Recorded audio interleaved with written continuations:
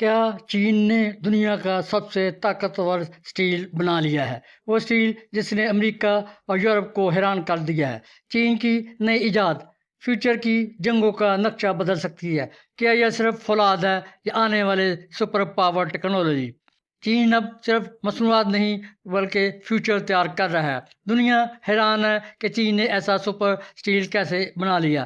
میں ہوں ڈاکٹر طاہر عزیز ظفر history unfold سے۔ تصور کیجئے ایسا اسٹیل جو شدید گرمی، خوفناک سردی اور طاقتور دھماکوں کو بھی برداشت کر سکے۔ چین نے جدید مٹیریل سائنس کے میدان میں ایک نئی پیش رفت کرتے ہوئے ایک ایسا الٹرا اسٹرانگ اسٹیل تیار کیا ہے جسے فیوچر کی دفاعی، خلائی اور صنعتی ٹیکنالوجی کا اہم ترین ہتھیار قرار دیا جا رہا ہے۔ اب دنیا یہ سوال پوچھ رہی ہے کہ کیا چین واقعی سپر اسٹیل کے دور میں داخل ہو چکا ہے؟ تصور کیجئے کہ ایسا اسٹیل جو عام فولاد سے کئی گنا مضبوط ہو، شدید سردی، زبردست دباؤ اور طاقتور مقناطیسی میدانوں کو برداشت کر سکے، اور ساتھ ہی وزن میں بھی نسبتاً ہلکا۔ یہی وہ خواب تھا جسے چین نے حقیقت میں بدلنے کی کوشش شروع کی، اور اب اس کے نتائج دنیا کے سامنے آ رہے ہیں۔ چین صرف زیادہ اسٹیل بنانے والا ملک نہیں رہا، بلکہ اب وہ سمارٹ اسٹیل اور ہائی ٹیک الائے تیار کرنے والی سپر پاور بنتا جا رہا ہے۔ چین کی نئی اسٹیل ٹیکنالوجی کیا ہے؟ چین نے مختلف اقسام کے جدید اسٹیل اور الائے تیار کیے ہیں، جن میں سب سے زیادہ توجہ حاصل کرنے والا CHSNO1 نامی الٹرا اسٹرانگ کرائیوجینک اسٹیل ہے۔ یہ خاص طور پر نیوکلیئر فیوژن ری ایکٹرز کے لیے تیار کیا گیا ہے۔ یہ اسٹیل انتہائی کم درجہ حرارت یعنی -269 ڈگری سینٹی گریڈ کے قریب بھی اپنی مضبوطی برقرار رکھ سکتا ہے۔ یہی وجہ ہے کہ اسے فیوچر کے فیوژن ری ایکٹرز، سپر کنڈکٹنگ میگنیٹس، خلائی پروگراموں اور دفاعی نظاموں میں استعمال کرنے کی تیاری کی جا رہی ہے۔ یہ اسٹیل اتنا خاص کیوں ہے؟ اس نئے اسٹیل کی چند حیران کن خصوصیات ہیں۔ ان میں انتہائی مضبوطی ایک خصوصیت ہے۔ چینی سائنسدانوں کے مطابق یہ الائے تقریباً 1.5 گیگا پاسکل تک دباؤ برداشت کر سکتا ہے۔ یہ عام صنعتی اسٹیل سے کہیں زیادہ ہے۔ شدید سردی میں بھی مؤثر ہے۔ عام فولاد انتہائی سرد ماحول میں ٹوٹنے لگتا ہے، لیکن CHSNO1 اپنی لچک برقرار رکھتا ہے۔ یہی خصوصیت اسے نیوکلیئر فیوژن اور خلائی تحقیق کے لیے اہم بناتی ہے۔ طاقتور مقناطیسی میدان برداشت کرنے کی صلاحیت رکھتا ہے۔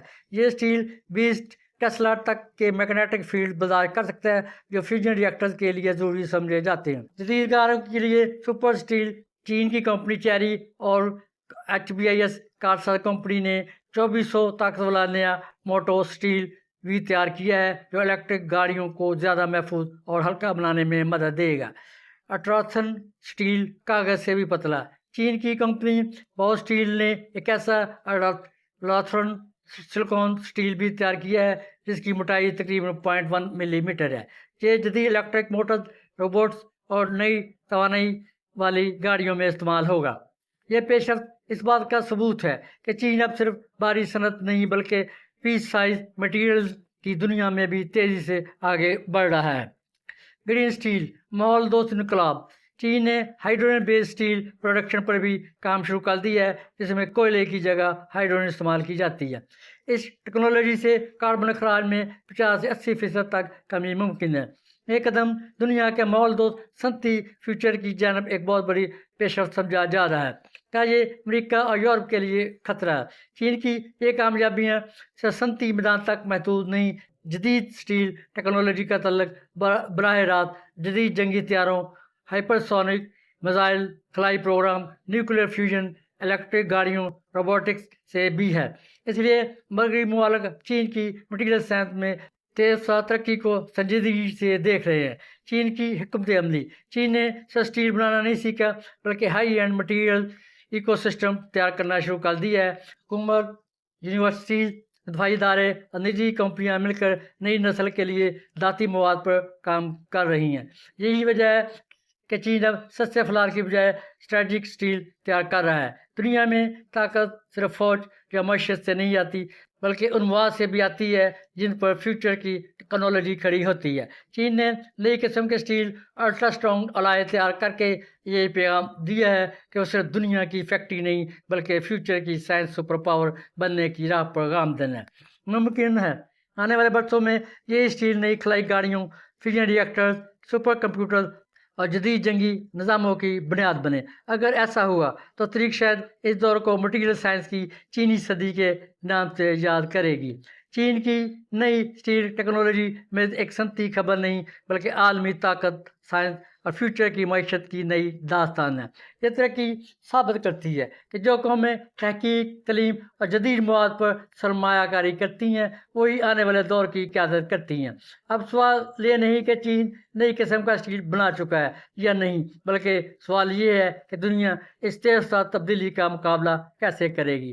چین کی نئی اسٹیل ٹیکنالوجی صرف صنعتی ترقی نہیں بلکہ فیوچر کی عالمی طاقت، دفاع اور سائنسی برتری کی علامت بنتی جا رہی ہے۔ اگر چین اسی رفتار سے جدید مواد اور ٹیکنالوجی تیار کرتا رہا تو ممکن ہے آنے والے برسوں میں دنیا کی بڑی صنعتیں، خلائی مشن اور جدید ہتھیار اسی قسم کے سپر اسٹیل پر انحصار کریں۔ اب دنیا دیکھ رہی ہے کہ چین صرف فلان نہیں بلکہ فیوچر کی بنیاد تیار کر رہا ہے۔ کیا چین نے واقعی نئی قسم کا اسٹیل تیار کر لیا ہے؟ دنیا اس وقت ٹیکنالوجی، دفاع، خلائی تحقیق، صنعتی ترقی کی نئی دور میں داخل ہو چکی ہے۔ ایسے میں اگر کوئی ملک سپر اسٹیل یا نئی نسل کا اسٹیل تیار کر لے تو یہ صرف ایک سائنسی کامیابی نہیں بلکہ عالمی طاقت کے توازن میں تبدیلی کا اشارہ بھی سمجھا جاتا ہے۔ چین نے حالیہ برسوں میں کئی جدید ذاتی مراقبات الٹرا اسٹرانگ اسٹیل تیار کیے ہیں جنہوں نے مغربی دنیا کو حیران کر دیا ہے۔ بعض ماہرین تو اسے فیوچر کے صنعتی انقلاب کا نام دے رہے ہیں۔ شاید فیوچر کی سب سے بڑی طاقت تیار نہیں بلکہ اسٹیل ہوگا۔ چین نے دنیا کو دکھا دیا کہ ٹیکنالوجی کی جنگ ابھی ختم نہیں ہوئی۔ آج چین سپر اسٹیل بنا رہا ہے، کل شاید فیوچر کی دنیا بھی وہی بنائے گا۔ یہ صرف ایک دھات نہیں بلکہ نئی عالمی طاقت کی بنیاد ہے۔ دنیا اب چین کی صنعت نہیں بلکہ اس کی سائنسی رفتار سے خوفزدہ ہے۔ سوال یہ نہیں کہ چین کہاں پہنچ گیا، سوال یہ ہے کہ باقی دنیا کتنی پیچھے رہ گئی ہے۔